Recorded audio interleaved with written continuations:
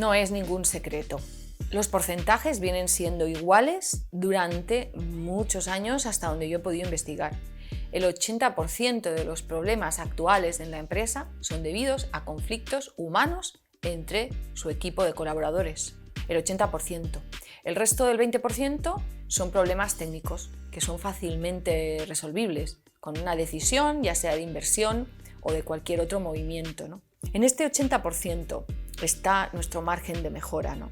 Los conflictos humanos son todavía bastante complejos de resolver, ¿no? Sobre todo porque como sociedad todavía no tenemos una madurez suficiente para abordarlos desde una perspectiva neutra, con una información analítica, desde una calma que nos pueda ofrecer una información para poder resolver ese conflicto. Uno de los problemas principales que tenemos como humanos es que vemos el conflicto siempre desde una perspectiva personal.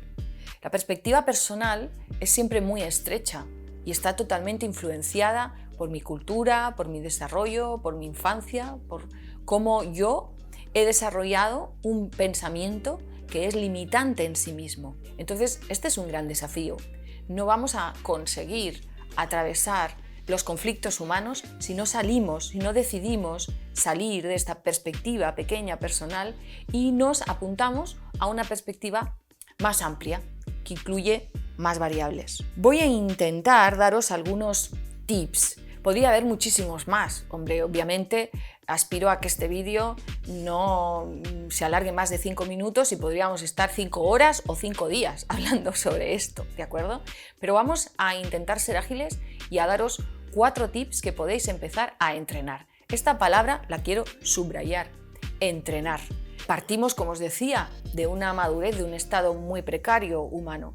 Por lo tanto, necesitamos un entrenamiento para ir a una evolución hasta que esto se integre realmente en nuestra neurología primero, en nuestros circuitos emocionales después y que podamos materializarlo. El primer tip, importantísimo, aprender a escuchar. Mucha gente en las consultas individuales, es sorprendente para mí, me dicen que no encuentran gente que sepa escuchar. Es tan extendido, ¿no?, este feedback que recibo que tengo que darlo por bueno, aunque no es lo que yo vivo, por fortuna, en mis relaciones personales. Pero hay que aprender a escuchar.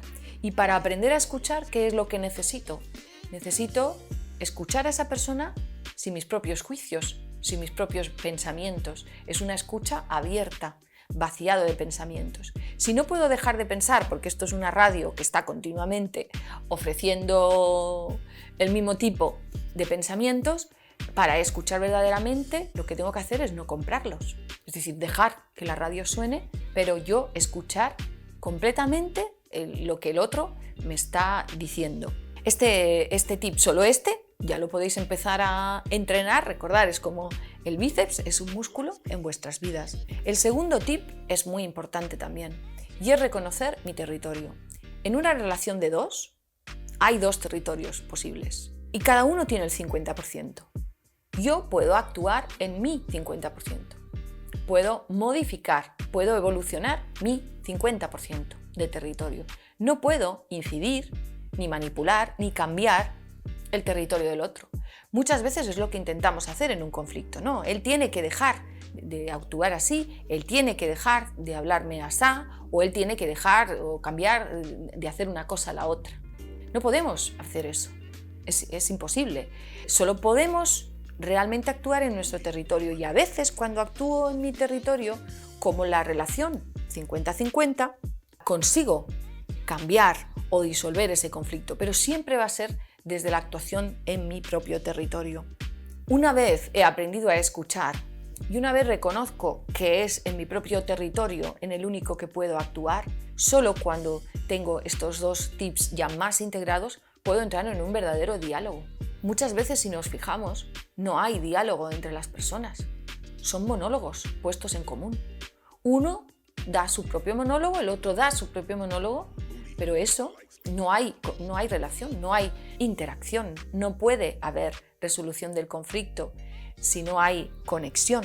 Entonces, para entrar en un diálogo verdaderamente transformador, lo que tengo que entender es que la manera de hablar tiene que ser desde mí, no desde lo que yo creo que te pasa a ti, no desde lo que yo opino que te ocurre o desde lo que yo creo que tú tendrías que cambiar para que el conflicto se resolviera. Eso es muchas veces lo que solemos hacer. El diálogo se tiene que dar desde lo que a mí me ocurre. Os pongo un ejemplo. Es muy distinto decirle a alguien, esta mañana has estado muy agresivo, a decirle a alguien, la intervención que has tenido esta mañana a mí me ha dolido. Son planteamientos muy distintos. El segundo es desde mí, desde lo que me ha sucedido a mí. No es discutible, a mí me ha dolido. El primero es desde lo que yo creo que le pasa al otro o lo que yo he juzgado que le ocurre al otro. Ahí es cuando yo os digo, la respuesta del otro va a ser completamente diferente si la abordo desde un lugar a la abordo del otro. Ahí es cuando, modificando mi territorio, modifico la relación. Y por último, el cuarto tip, uno que a mí me parece importantísimo y que me encantaría que en la política se tuviera, en la política de cualquier país, pero en concreto en el nuestro, se tuviera en cuenta, que es incluir las perspectivas. A veces parece imposible, tu perspectiva está antagónica a la mía o parece contraria, pero me pregunto, ¿qué pasa si hacemos el ejercicio de unirlas? Aunque una sea cuadrada, la otra redonda, aunque una sea verde y la otra roja. Las ponemos encima de la mesa y decimos, bueno, pues tenemos estas dos perspectivas. Si las incluimos, ¿qué podemos crear? Y a lo mejor, de un círculo y un cuadrado, creamos algo distinto, que no existe y que incluye las dos perspectivas. O a lo mejor hay que ceder una parte de cada perspectiva, pero incluirlas, no ponerlas en lucha. Como os decía, podríamos seguir hablando del conflicto en las organizaciones y el conflicto humano en general. Creo que todos juntos tenemos que dar un paso evolutivo, como siempre está en mi discurso.